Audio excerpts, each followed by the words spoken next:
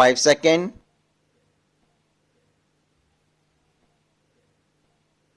Start. I should like now to make a few observations on the budget.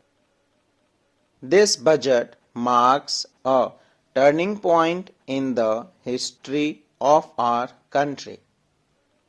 It is no use attempting, as some of my friends have done, either to deprecate the budget very strongly or to suggest that we are not witnessing a new revolution in our methods of fiscal training and technique. I want it to be quite clear, pointed out to my friends, that we are now facing the lean years of Indian finance. Hitherto, we had revenue surpluses, which were a form of public savings and which were meant to be utilized for capital development. Hereafter, this form of revenue surplus would not be available. We have therefore to find out ways and means of implementing our great program of national reconstruction at minimum cost.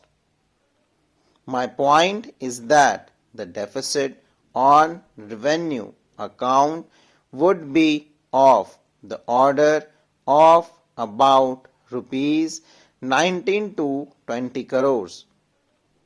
Here, let me point out that I do not agree with those of my friends in the finance department who have attempted to suggest that rupees 9 or 18 crore which were obtained from Pakistan should be put to the revenue side of the budget. They are to be put on the capital side.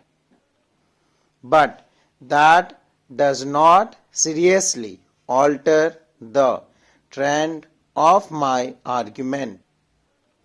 What I am suggesting is that we would have to be prepared for a deficit of a much higher order even on the revenue side. That itself should make us realize that there are very many problems which we have to face, and that we have to undertake ways and means of increasing the resources of our country so that it might be possible for us to have a great amount of surplus or a greater amount of public savings for the purpose of financing capital development. The finance minister, in the course of his speech, Mr. Deputy Minister, pointed out that the deficit during the past 2 years were of the order of rupees 83 crore. I venture humbly to disgrace with him because I feel that when we are talking of deficits, we must take into account the overall deficit incurred by the central government, and that would be of the order of rupees 200 crore. During the years of relatively light expenditure, we had a shortfall of about rupees 200 crores.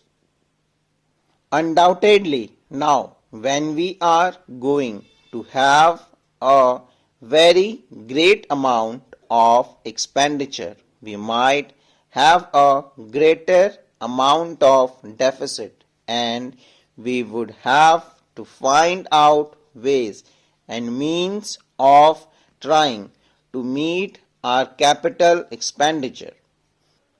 Some members have pointed out that deficit financing is good.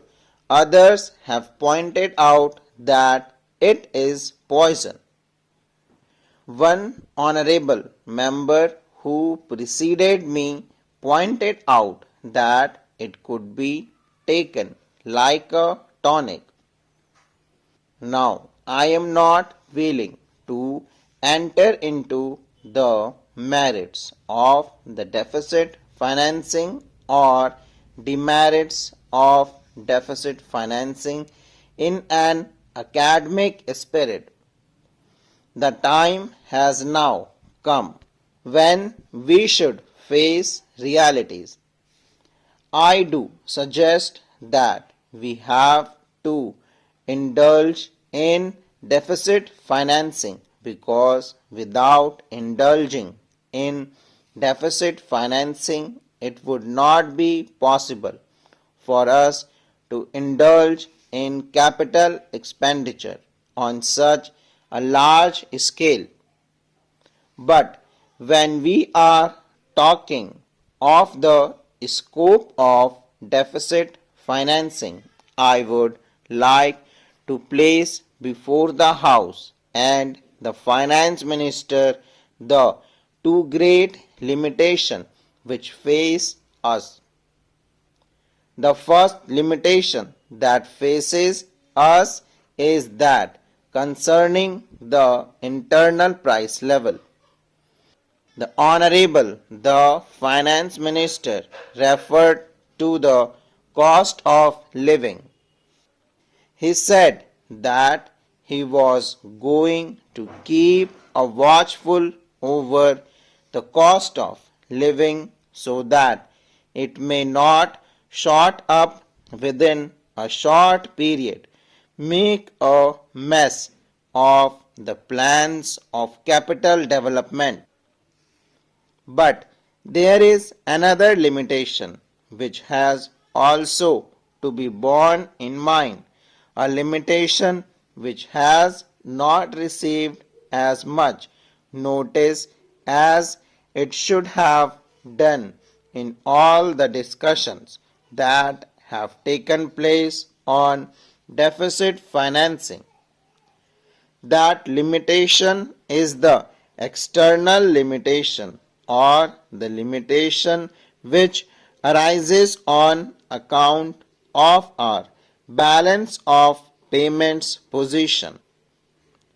I think this is an important, Mr. Deputy Speaker, as the internal price level, and I should like to elaborate that particular point a bit more, because I feel that a time will shortly arrive when we might have either to reconsider our policy or might even have to leave the sterling club of which we are a member. The second serious limitation is as serious as the first. What would be the consequences of deficit financing on our balance of payment? The Finance Minister in his budget speech points out that so far as the balance of payments position is concerned, they have now, whether it is by accident or design, a favorable balance, and they have contributed about rupees 63 crores to the dollar pool during the past 6 months. But the moment we indulge in deficit financing, We have to be prepared for worrying of our balance of payments. Stop.